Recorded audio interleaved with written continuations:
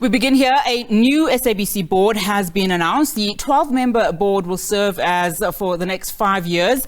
Khathutshelo Ramukumba was announced as the chairperson of the board, while Nomvuyiso Batyi will serve as deputy chairperson. The newly appointed board members include former SABC head of news Pathiswa Magopeni and other former staff members Mpho and Dr. Rene Horn.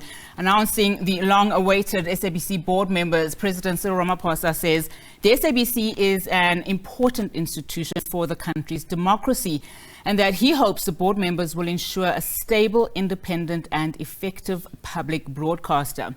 Now, the SABC has been without a board for 6 months. Now let's get reaction. We're now joined via Zoom by SOS Coalition National Coordinator Uyanda Siyotula. Thank you so much, ma'am, for your time this afternoon. Now, the past weekend marked exactly 6 months since the public broadcaster has been without a sitting board. What's your reaction to the new board?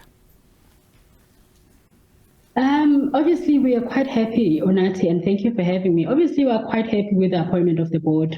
You would know that we've been lobbying and advocating for the past 6 months for the appointment of this particular board. And, as you're saying that it's been 6 months and the names have been sitting with the president for 4 months now. So we're quite happy, and relieved that finally the SABC gets to perform its role under proper governance structures.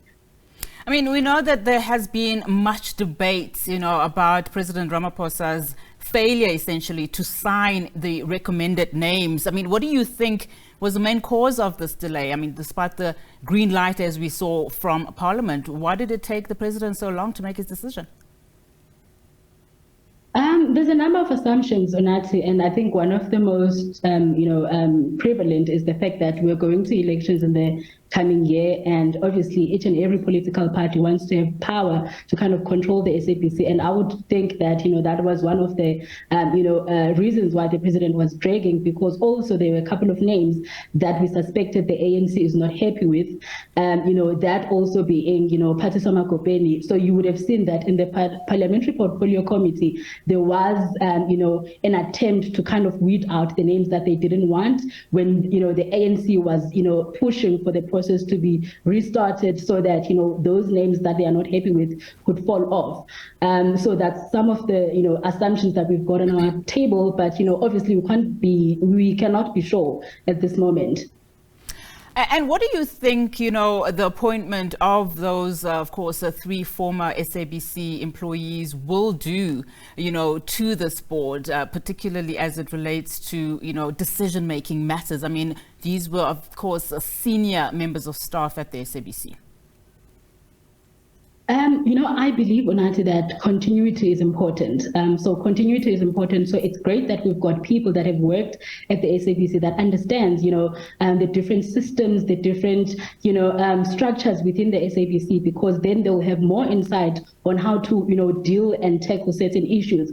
But also what is important is that we have got board members that are coming back, for a second tenure. And that's also important for continuity so that, we don't start, new processes altogether, but, we look at what we have and see what works at the SABC and be able to take that forward.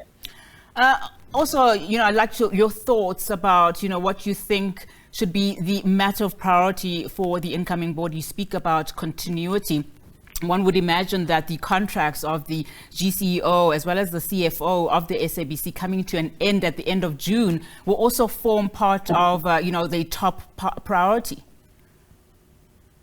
Yes, absolutely, Unati, absolutely. I think you've kind of summed up the first priority, ensuring that, those contracts are renewed.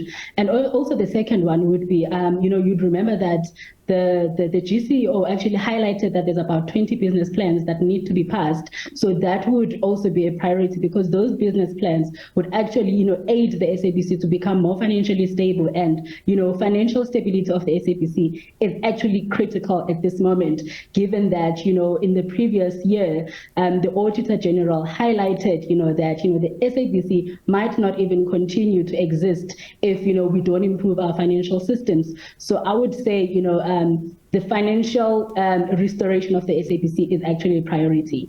You know, in his statement in announcing the board members, President Ramaphosa made this point, you know, that the SABC is an important institution for democracy and that he hopes the board members will ensure a stable, independent and effective public broadcaster. But with these delays in appointing board members, surely, you know, government or at least the president isn't taking this seriously. I mean, one wonders, you know, how long we will have these instances where decision-making takes so long. No, absolutely, absolutely. It's actually ironic that he says that because clearly he's not practicing what he preaches. So if you actually look at it, Unathi, throughout these stages, there has been delays, as you point out.